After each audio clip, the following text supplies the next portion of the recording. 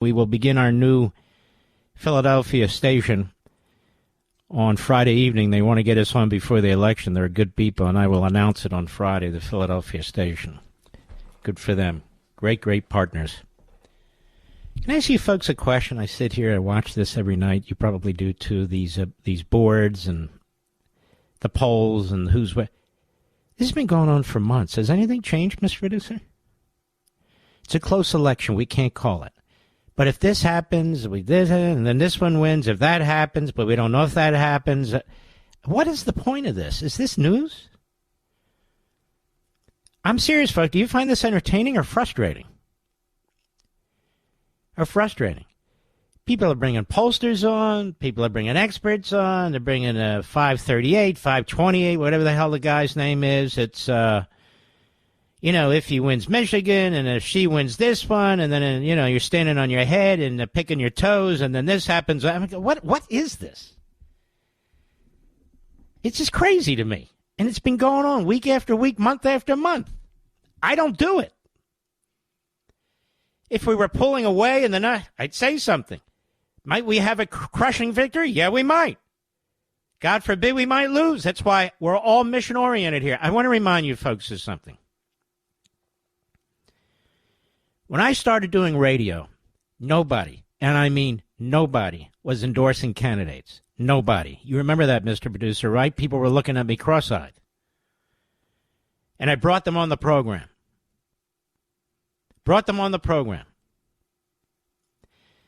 And I went after the ruling class, the establishment, the rhinos.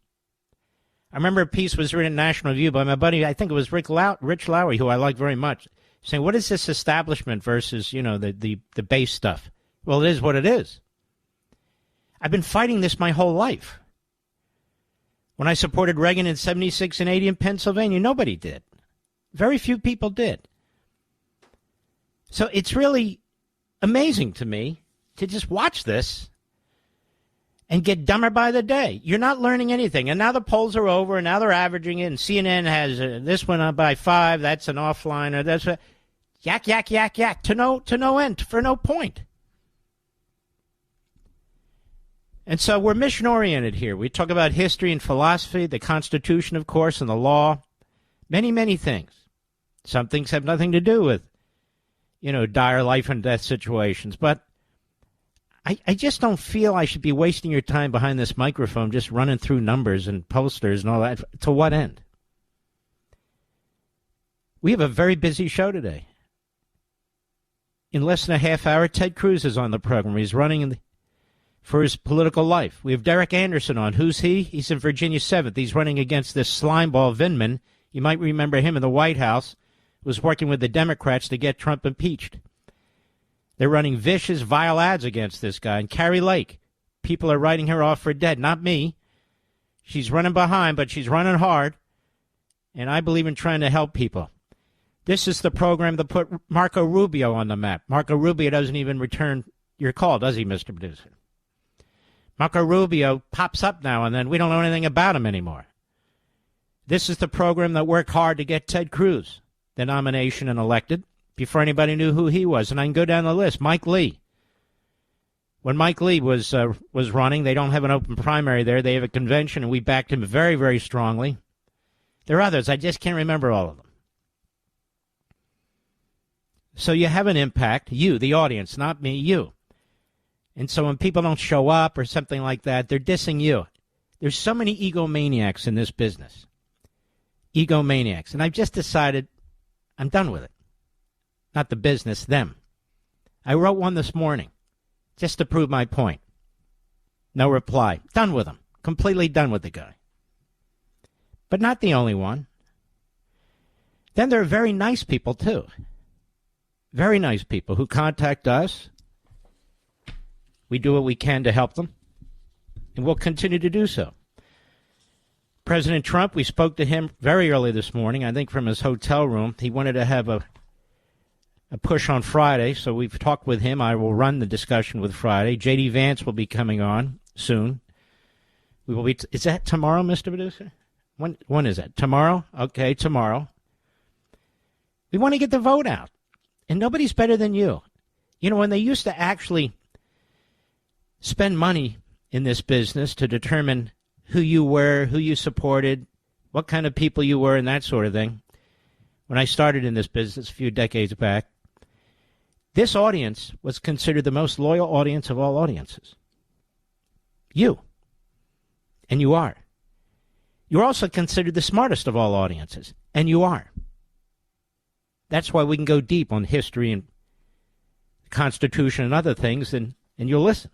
We don't do things like other people do here. Not because we're trying to be different. It's because I am different. That's the bottom line. Now, I'm not going to play Joe Biden for the 4,000th time calling you garbage. Joe Biden is a sick bastard. He's always been a sick bastard, even when he had a few brain cells to rub together. This guy's a racist, segregationist. He tried to block little black kids from going to school with little white kids.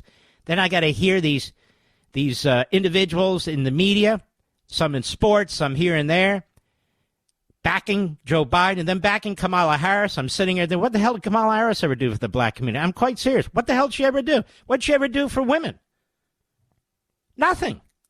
But you're supposed to vote for her, according to Obama, because she's a woman. You black guys out there, you're supposed to vote for her because, look, she's black and a woman, and you know where your loyalty lies. And they're going, what the hell are you talking about, jerk? Really. Kamala Harris gave a speech last night. Almost nobody watched except the media. Almost nobody watched except the media. Not just because Joe Biden's an idiot and called us, you, garbage, but because nobody cares about her. Even the people voting for her, they don't care about her. They just hate Trump. And that's why our brilliant friend Joe Pollack over at Breitbart, he kept track of this. He had the stomach to do it. Most people don't. Her 13 big lies. She spends her speech trashing Trump, literally lying about every position he's ever taken. She's the one that started with the fascist Hitler and all this stuff. Then at the end she says, can't we just unite? Can't we just get together? Like she's Rodney King. It's ridiculous. She lied. She sent Trump sent, quote, an armed mob to the United States Capitol to overturn the will of the people. No, he didn't. He's not charged with that, and he didn't do it. She's a liar. He has an enemies list of people, I quote, he intends to prosecute. No, he doesn't. You do, you jerk. Lie number 2.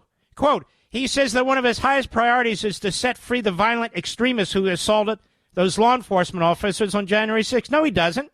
He wants to set free a couple of thousand who weren't violent, who've been rounded up and mistreated. Number 4, she said Donald Trump intends to use the United States military against the citizens who simply disagree with him. What kind of a sickening lie is that? It's just sick. Number 5, quote, I will always tell the truth. She never tells the truth. She lies about everything. Everything.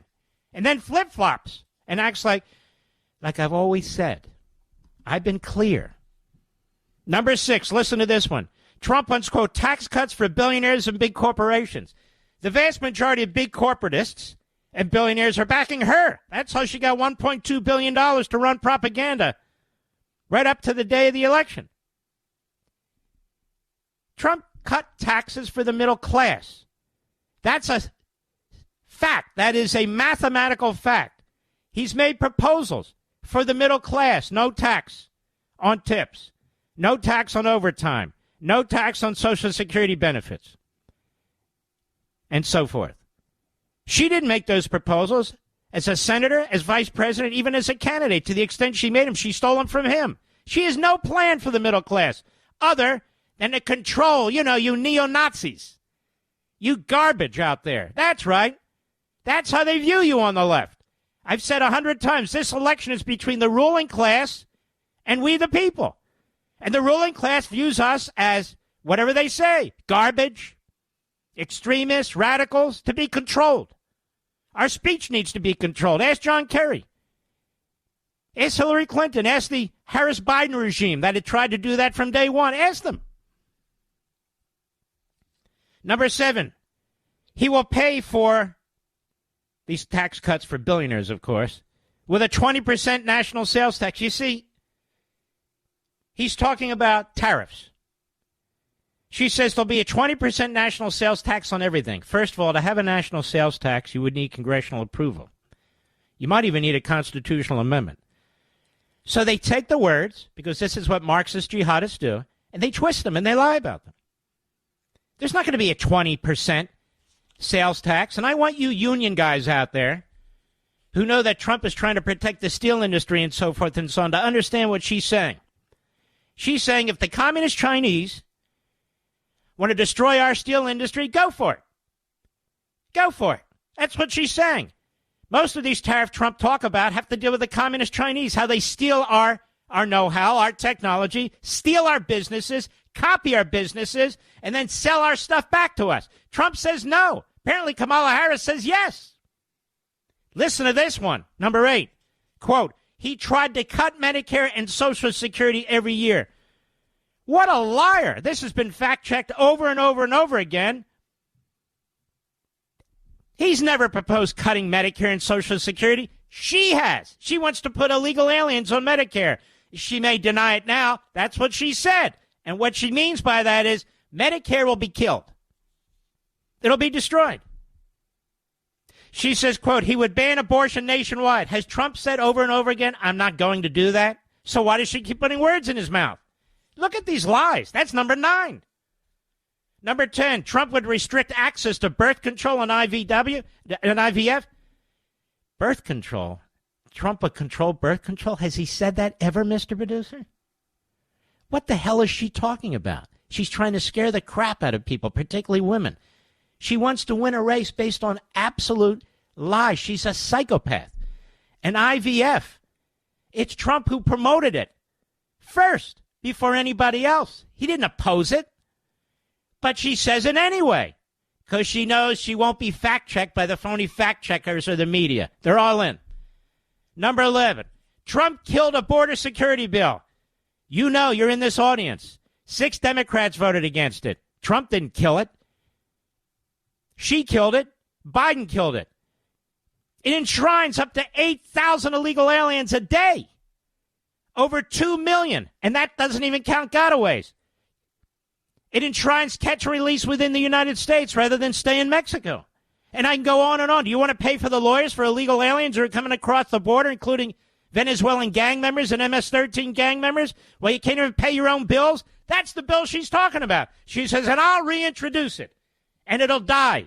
She has no plan for securing the border because she's not going to do it.